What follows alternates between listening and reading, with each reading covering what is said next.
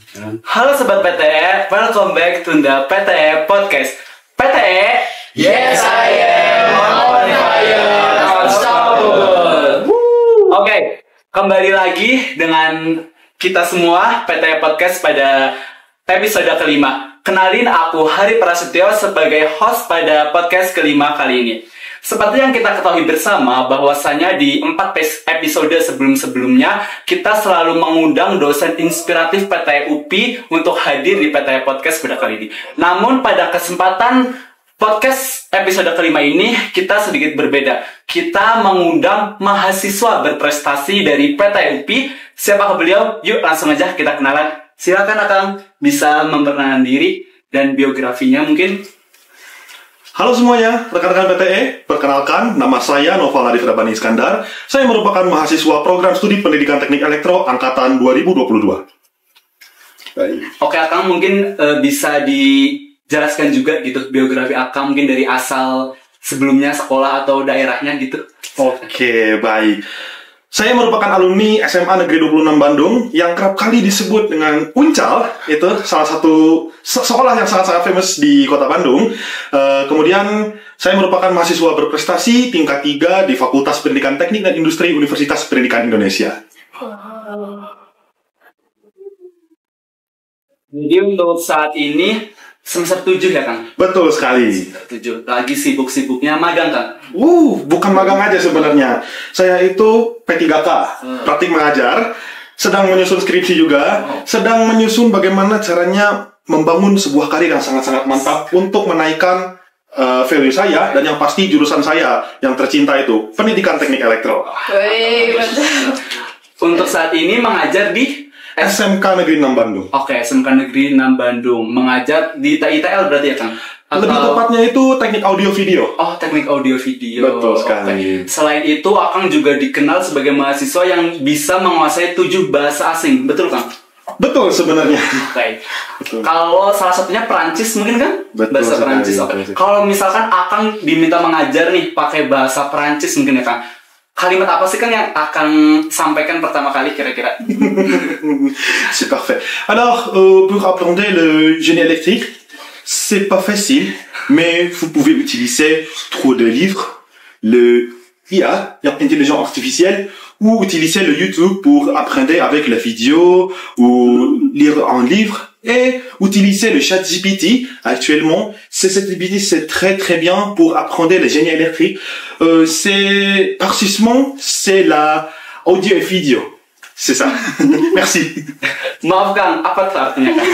Oke, betul. Ini sebenarnya sedikit secara garis besar saja ya. Sebenarnya untuk mempelajari ilmu keteknik elektroan itu bisa menggunakan banyak metode seperti membaca buku, menonton video YouTube, atau bahkan menggunakan ya sobat kita semua, AI.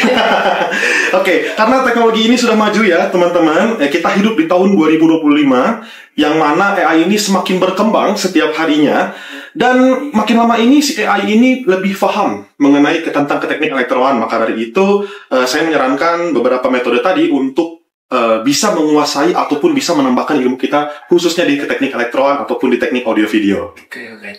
Oke Kang, Akang kan sebagai Mapres nih juga tentang bahasa gitu ya Kang.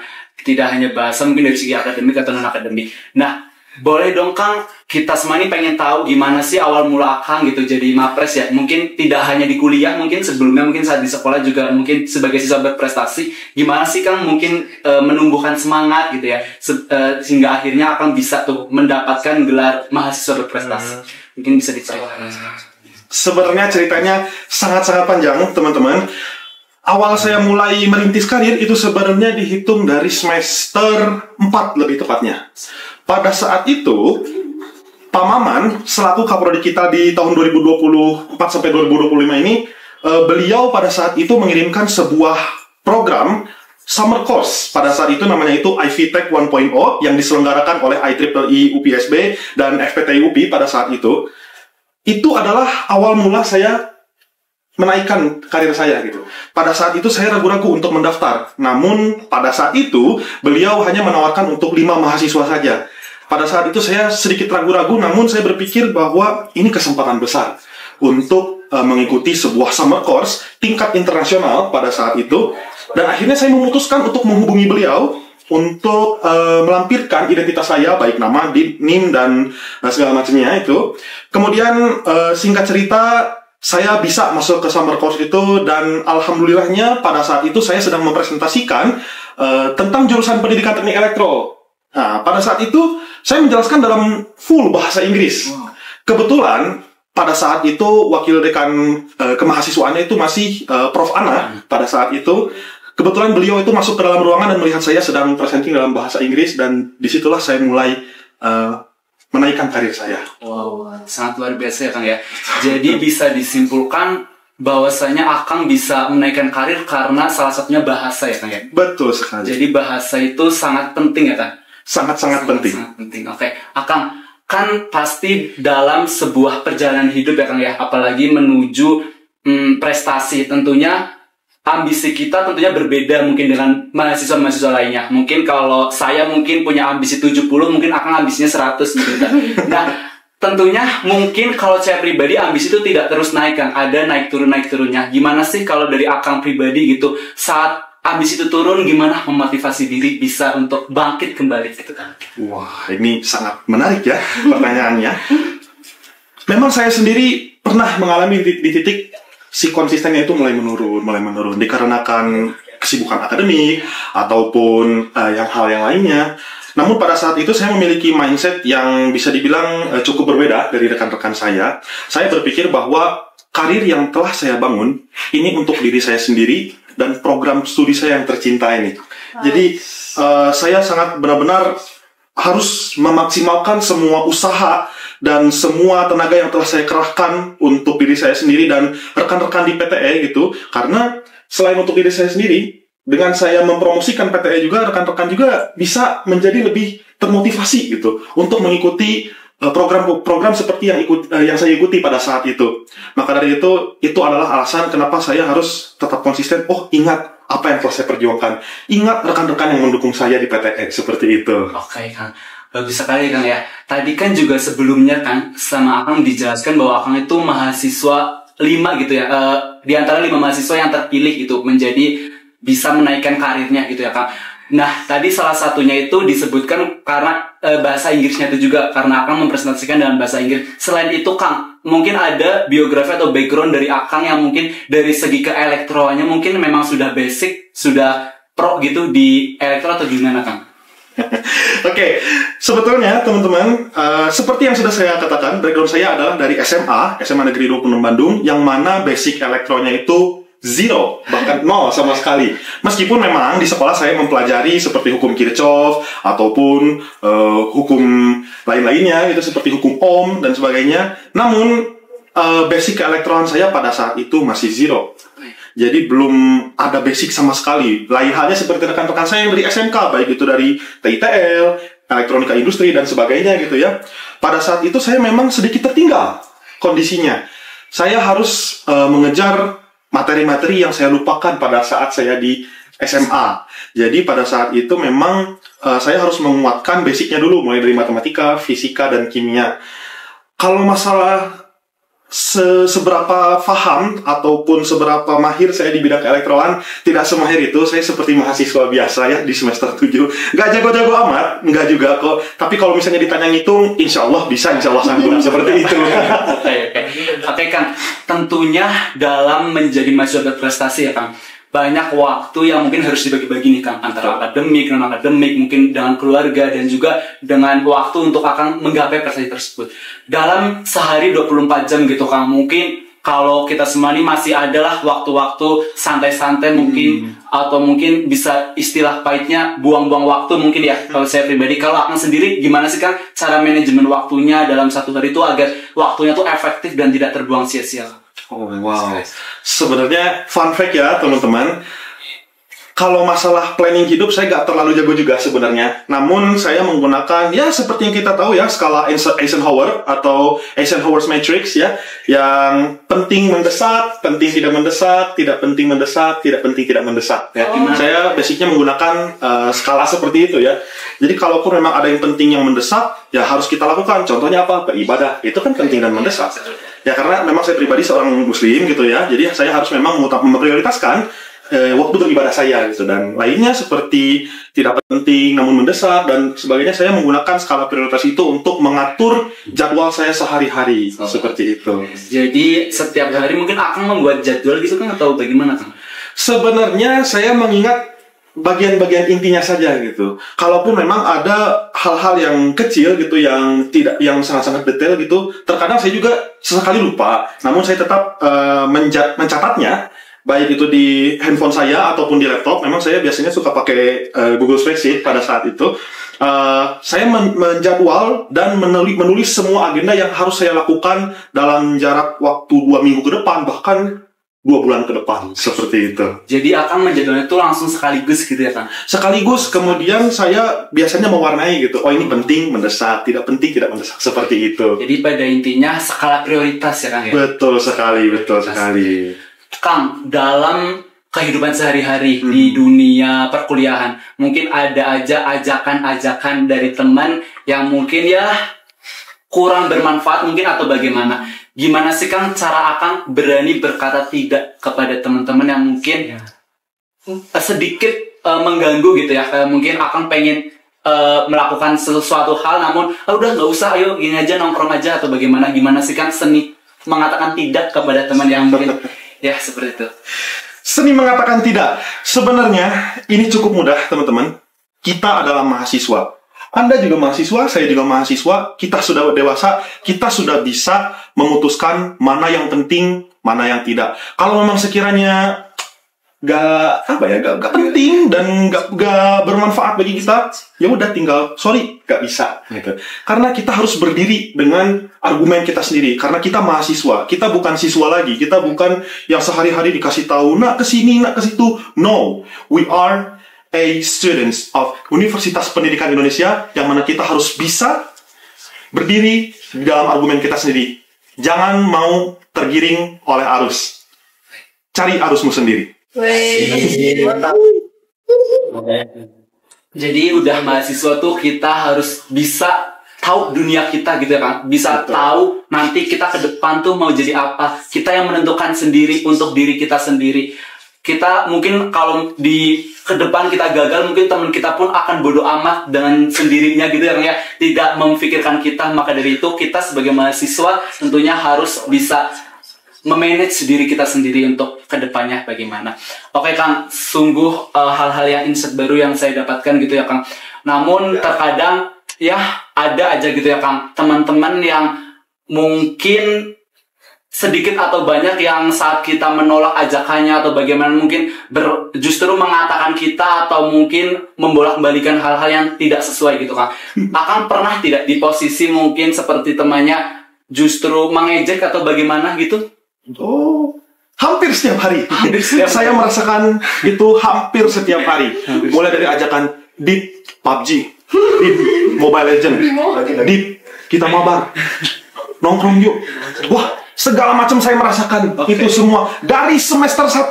Jangan salah, itu godaan terbesar tuh dari semester 1 sampai semester 5. Seperti lagu yang sering kita dengarkan, kami pernah di situ di posisimu, relakan kesanmu. Seperti itu saya merasakan seperti itu. Namun saya tidak peduli ya. Karena apa? Kembali, kita adalah seorang mahasiswa. Harus berdiri dengan argumen kita sendiri dan jangan tergoyahkan oleh siapapun. Oke, seperti itu. Betul sekali ya Kang ya. Jadi pada intinya ya itu ya Kang. Kembali lagi kita punya diri kita yang harus dijaga gitu ya Kang. Kita punya kendali pada diri kita. Oke Kang, lanjut Kang di sini. Aku pengen game dong Kang ya, biar nggak terlalu kawah banget. Boleh. Aku ada Boleh, pertanyaan. boleh. Kita main cepat gitu ya, Kang. Boleh, Nanti boleh. akan memilih dari dua hal yang saya sebutkan gitu. Nanti akan bisa menjawabnya gitu salah satunya gitu, Kang. baik. Kan akan Mapres, mahasiswa berprestasi tentunya dengan lomba-lombanya gitu. Kalau diminta untuk memilih, Kang, lomba akademik atau non akademik? Non akademik. Wow. Lalu yang kedua, mengajar jadi guru atau diajar jadi siswa? Mengajar, saya lebih suka mengajar. Oke, jago teknik atau jago komunikasi? Jago komunikasi. Jago komunikasi. Disiplin atau motivasi? Disiplin. Oke, dari keempat pertanyaan tersebut, aku pengen mengulas nih, Kang. Tadi jawaban-jawabannya ya. Yang pertama itu lomba non akademik. Kenapa, Kang? Dan non akademik? Karena seperti ini ya. Memang saya mahasiswa pendidikan teknik elektro, tapi pada dasarnya ya saya gak sejago itu. Jadi saya lebih prefer untuk lomba yang non akademis, yang di luar teknik elektro, misalnya English Speech Competition, ataupun saya mengikuti summer course yang seperti Pak Maman tawarkan pada saat itu, ataupun kegiatan-kegiatan lain yang jauh dari kata elektro. Pada saat itu saya pernah mengikuti sebuah lomba. Pada saat itu saya diajak oleh mahasiswa pendidikan teknologi agroindustri dengan mahasiswa teknik logistik. Pada saat itu kategori lombanya jauh dari kata elektro sebenarnya. Namun alhamdulillah ya saya sanggup mengikuti, ya cuma juara 2 doang ya. Itu bagus. Oke. Sebelum lanjut nih, Kang, aku penasaran. Sebenarnya selama Kang menjadi mahasiswa PTUP ini, coba Kang disebutkan semua prestasi yang Kang dapatkan itu apa aja? Oh wow, aduh, gimana ya? Saya menyebutkannya ini sedikit sedikit ragu gitu sebenarnya. Tapi kita sebutkan saja ya satu-satu. Oke, mungkin dari yang pertama, alhamdulillah saya dianugerahi sebagai mahasiswa berprestasi peringkat 3 di Fakultas Pendidikan Teknik dan Industri. Yang kedua, saya pernah mengikuti lomba itu International Youth Summit 2024 di Kuala Lumpur, Malaysia. Alhamdulillah juara 2 yang berkolaborasi dengan mahasiswa Agrin dan teknik logistik pada saat itu. Kemudian saya dapat juara 3 di English Speech Competition yang mengadakan itu Kopertip pada saat itu. Kemudian saya pernah mengikuti juga seminar Asasi. Alhamdulillah saya dianugerahi sebagai the best presenter pada saat itu. Banyak sih sebenarnya, cuma kalau disebut satu-satu habis kayaknya waktunya. Oke, yang kedua Kang tadi mengajar atau diajar. Tadi jawabannya mengajar. Oke, mengapa tuh, Kang? Fun fact teman-teman, kakek saya dulu guru bahasa Jerman, ayah saya dulu guru bahasa Inggris, ibu saya juga dulu guru TK. Jadi memang pure blood ya sebenarnya, bisa dibilang seperti itu. Keren. Bisa dibilang saya ingin mewarisi gen pengajar itu dari kedua orang tua saya dan kakek saya. Jadi memang tidak bisa dibohongi, memang jiwa saya itu memang sebenarnya di industri. Saya bermimpi untuk bekerja sebagai PLC engineer ataupun back-end developer. Namun memang tidak bisa dibohongi, skill saya dan segala macamnya berdasarkan teman-teman saya, Dik, kamu lebih cocok ngajar daripada kerja di industri. Baik itu guru ataupun dosen gitu. Jadi saya lebih prefer mengajar sebenarnya. Kenapa tuh Kang? Akang sama teman-teman di dia lebih baik ngajar, ataukah jiwa sabar Akang sangat tinggi atau bagaimana? Sebenarnya jiwa sabar saya tuh sama seperti yang lain ya, gak tebel-tebel banget, gak tipis-tipis amat, cukup, sabarnya mah cukup. Cuma bisa dibilang kalau untuk masalah kontrol, bisa lah gitu.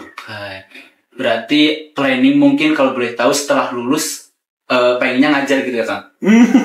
Kalau dipilih antara dua pilihan, industri atau ngajar, kira-kira gimana tuh, Kang? Waduh. Industri saya cepet kaya, tapi kalau saya ngajar, saya seneng. Aduh, bingung ya. Bisa nggak sih dua-duanya? Bisa kayaknya, Kang. Itu mungkin seperti kapro di kita ya, Kang. Jadi dosen tapi punya juga usaha industri gitu ya, Kang. Mana gitu. Mungkin akan Pak Maman di masa depan. Ya Allah, punya pabrik ya Allah.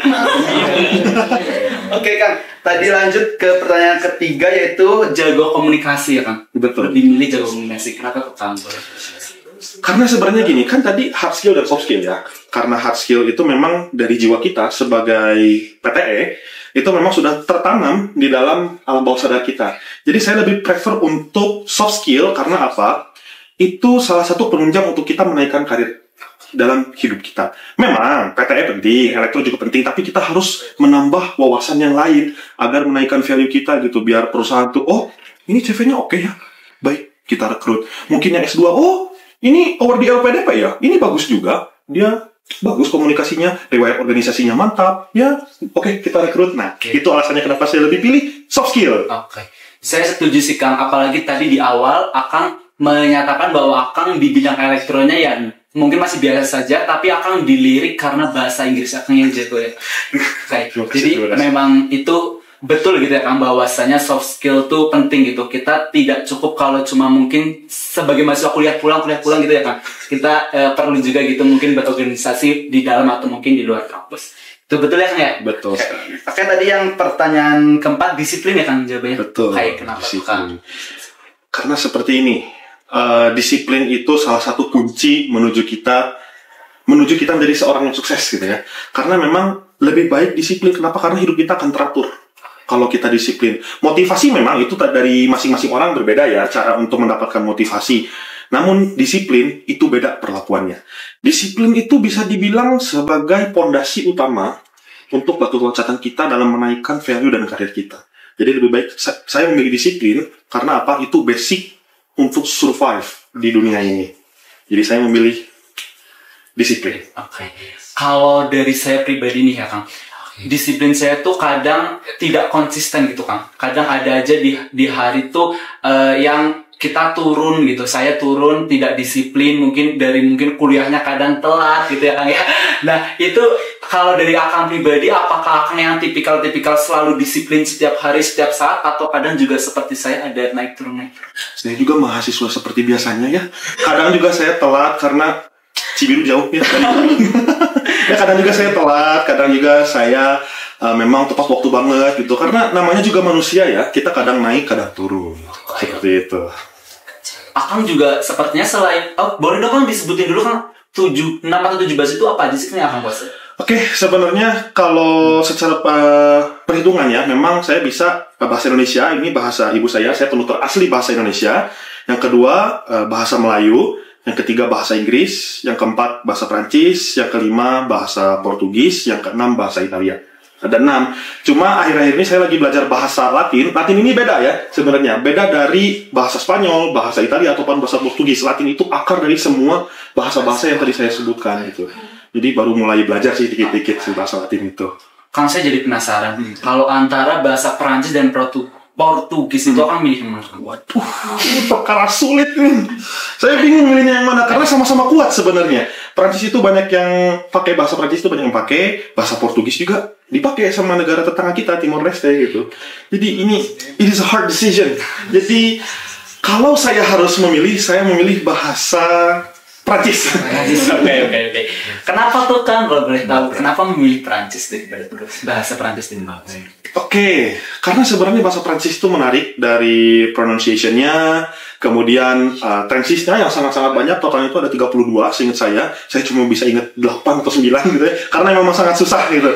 Kemudian dari dialeknya, kemudian memang saya terinspirasi untuk belajar bahasa Prancis itu dari film yang biasa kita tonton di TV, Ratatouille.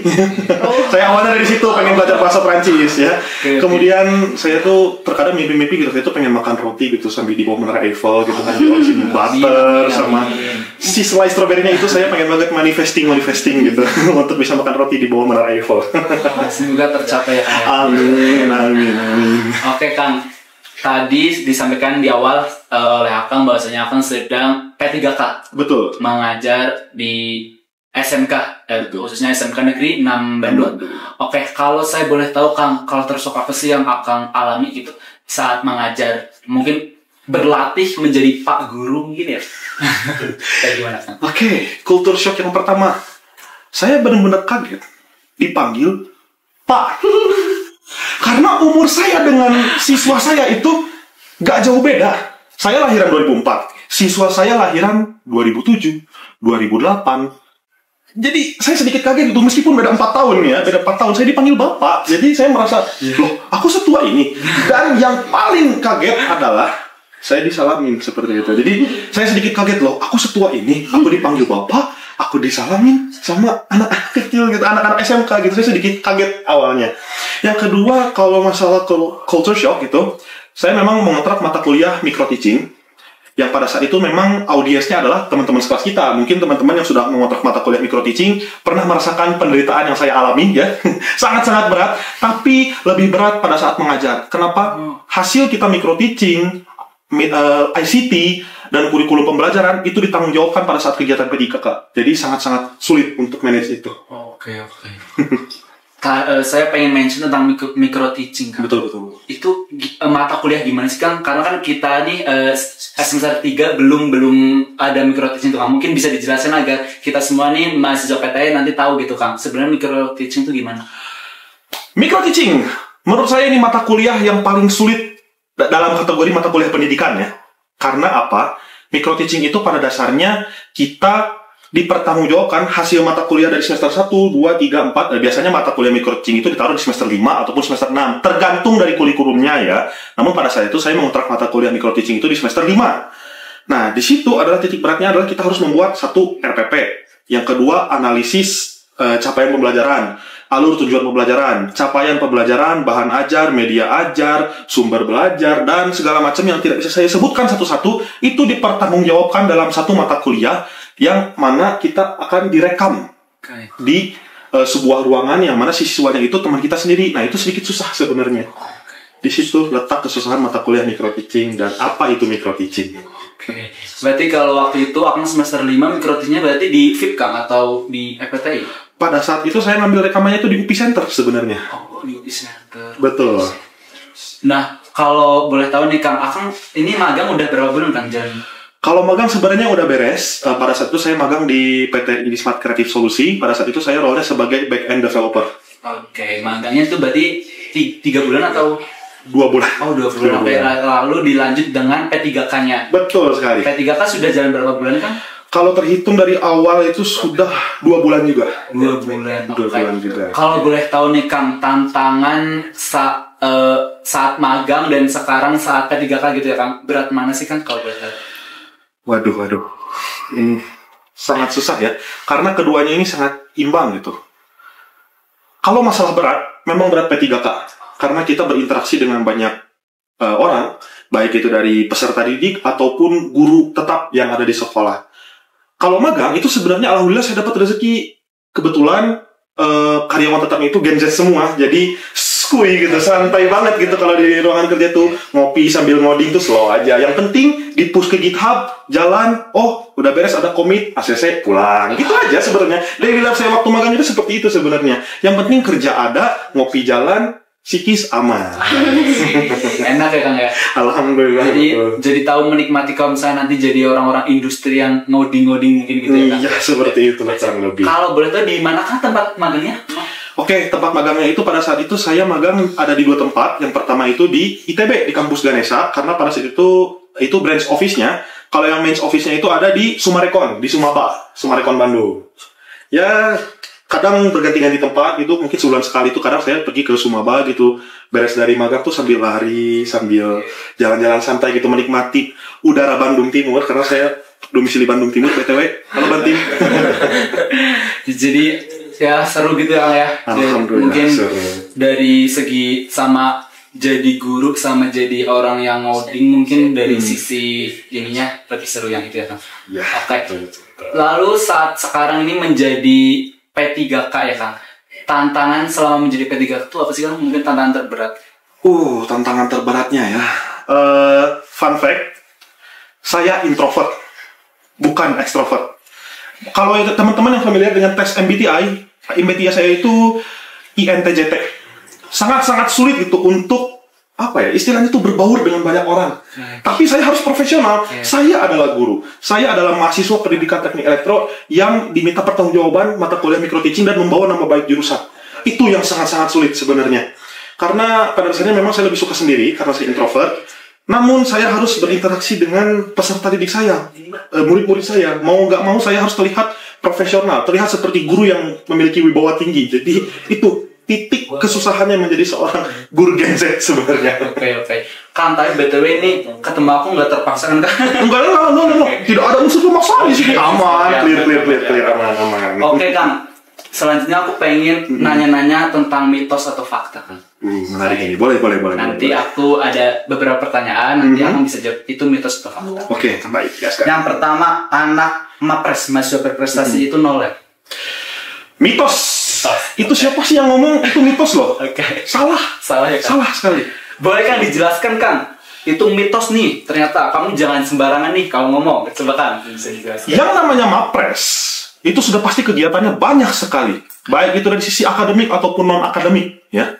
Jadi sangat-sangat tidak mungkin seorang MAPRES ini nolak, pasti banyak kegiatannya. Bisa dibilang 24 jam itu selalu ada kegiatannya. Itu sangat-sangat mitos, ya. Itu tidak benar, sesat itu. Oke, next question apa nih? Oke. Dalam belajar bahasa asing nih Kang Akang kan tadi kan udah juga ya disampaikan ada bahasa asing. Katanya anak teknik kalau belajar bahasa asing itu buang-buang waktu. Mitos atau fakta Kang? Ini siapa lagi sih yang ngomong? Ini siapa sih yang bikin pertanyaannya? Ini mitos semua nih kayaknya nih ya. Itu mitos keras. Mitos keras itu.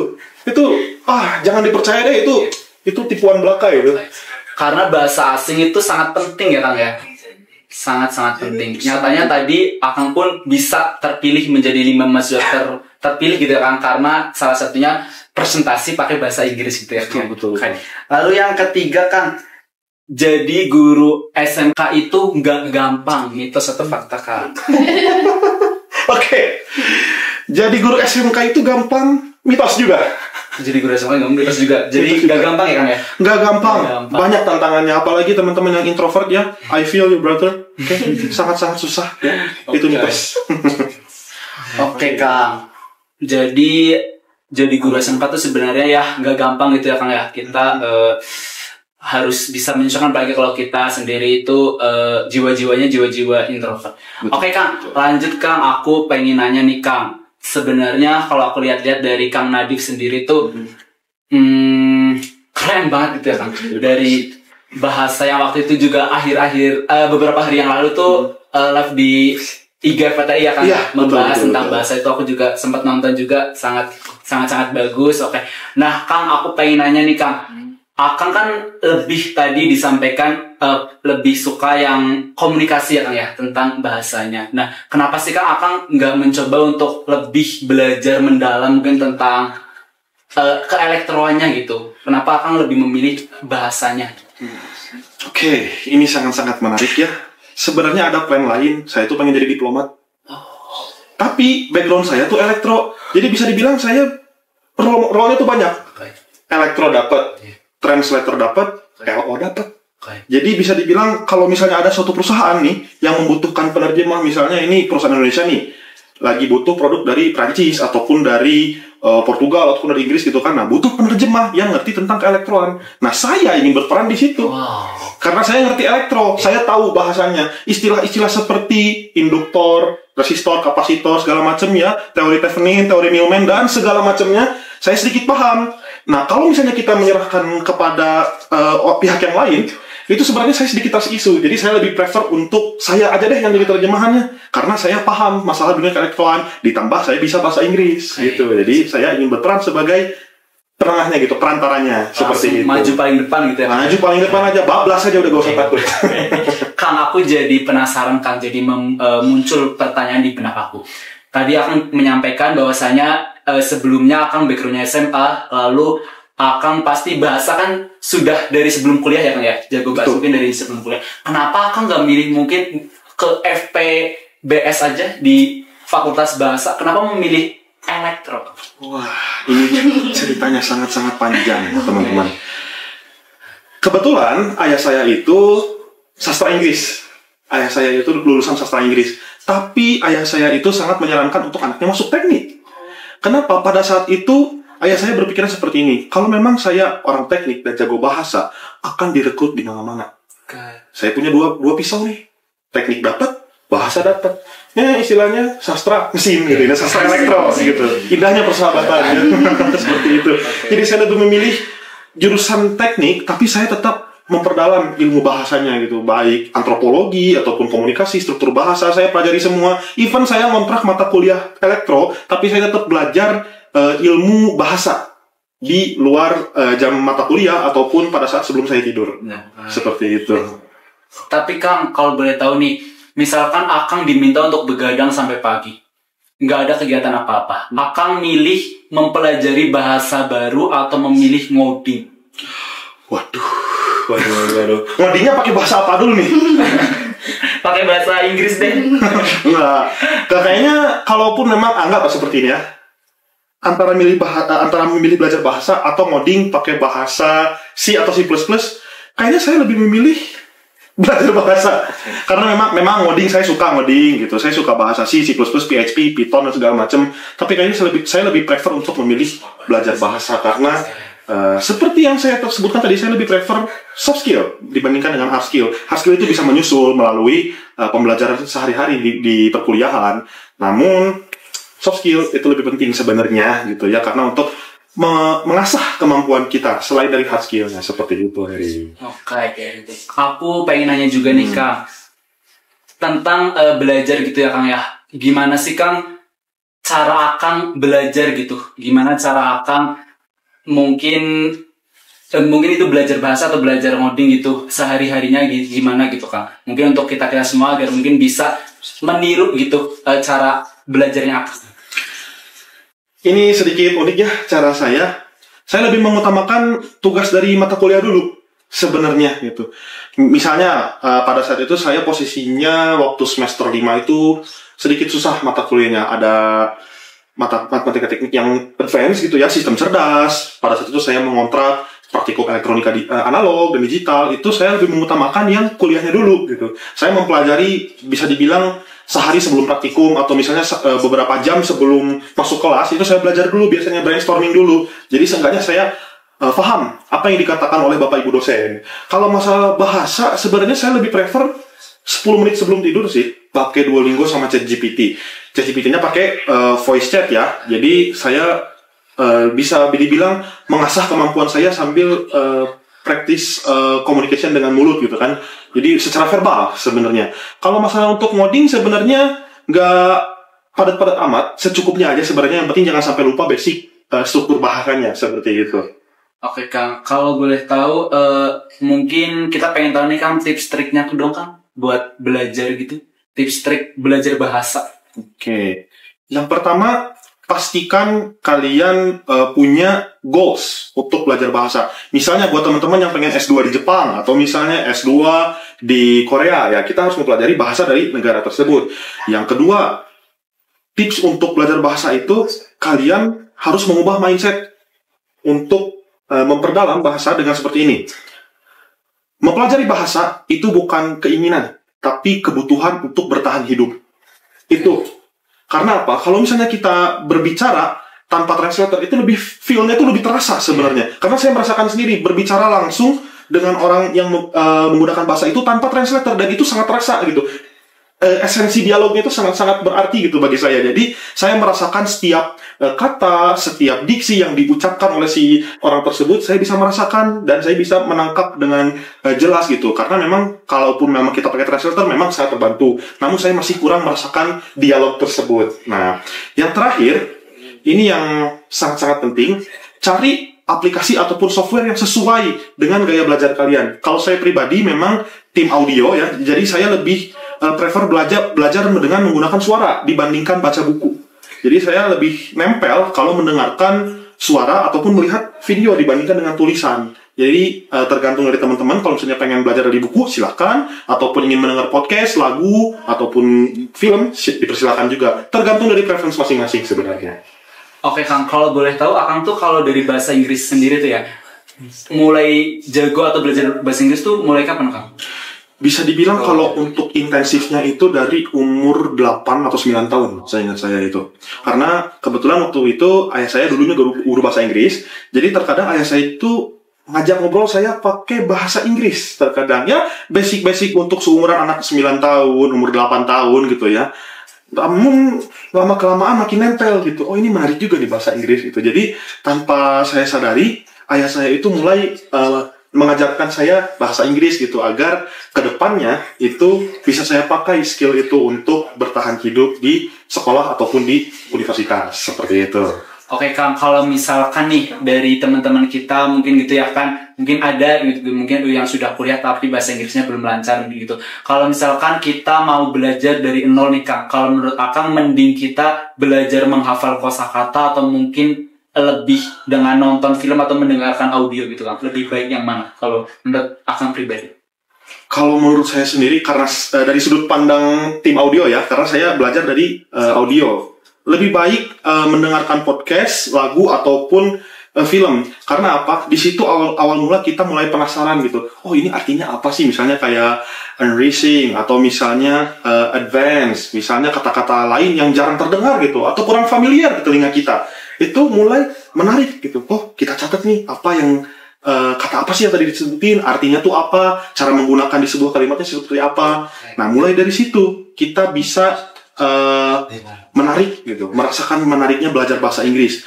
Dan kalaupun memang ingin belajar dari nol, memang harus perbaiki mindsetnya dulu. Jadi perkuat diri kita gitu, bahwa saya sanggup, saya bisa, dan saya mampu untuk belajar bahasa Inggris dari nol. Seperti itu. Oke, Kang. Nah, kayaknya nih selain pertanyaan-pertanyaan dari saya, Kang, kayaknya dari teman-teman juga sepertinya sudah menyiapkan pertanyaan mungkin, Kang. Mungkin ya boleh dari teman-teman semua yang di belakang kamera mungkin ingin mengajukan pertanyaan. Silakan Bimo mengajukan pertanyaan. Izin bertanya, Kang, sebelumnya yang masih jadi dilema dari diri saya pribadi dan mungkin membutuhkan insight baru adalah sejatinya bagaimana kita untuk benar-benar seperti orang yang katakan itu adalah sukses. Jadi sukses itu kalau menurut Akang tuh kayak seperti apa, langkah-langkahnya kayak gimana, dan menurut Akang sendiri sukses bagi Akang tuh seperti apa? Terima kasih. Wah, ini sangat-sangat berat ya. Kalau pandangan saya sendiri, sukses adalah tahap di mana kita sudah melunaskan semua level-level kita, dan kita merasakan berada di titik puncak kehidupan. Misalnya kalau saya pribadi, sukses itu menganggap sebagai level terakhir yang sudah saya kalahkan, dan saya merasakan kemanisan kemenangan itu gitu. Saya sudah berhasil mengalahkan musuh-musuh di setiap levelnya. Itu pandangan saya tentang sukses gitu, menurut saya seperti itu. Jadi bisa diberatkan kalau misalkan saya pribadi pengen punya gelar mahasiswa berprestasi, saat saya sudah bisa mendapatkan itu, bisa dibilang ya sudah sukses menggapai tujuan itu gitu ya, Kang. Betul. Oke, Kang, tidak terasa, Kang, ternyata kita di sesi podcast episode kelima ini kita sudah masuk di menit-menit terakhir, di 50 menitan. Sudah nggak kerasa ya, Kang ya. Oke, Kang, mungkin aku pengen dong, Kang, closing statement-nya, Kang, sebelum kita menutup podcast pada episode kelima kali ini, Kang. Singkat saja ya. Oke. Kita orang Indonesia terkenal dengan statement crab mentality atau mental kepiting. Ya. Pada dasarnya, jalan menuju kesuksesan terkadang ada saja hambatannya. Salah satunya adalah orang-orang di sekitar kita yang memiliki mental seperti kepiting. Caranya bagaimana untuk mencapai sebuah kesuksesan itu? Rebus kepitingnya dengan api prestasi kalian. Jangan biarkan kepiting itu mengganggu hidup Anda. Jangan biarkan kepiting itu mengacaukan jalan kesuksesan Anda. Gak usah pikir yang lain-lain, terus maju ke depan, kalahkan semua kepiting itu, rebus dengan api prestasi kalian.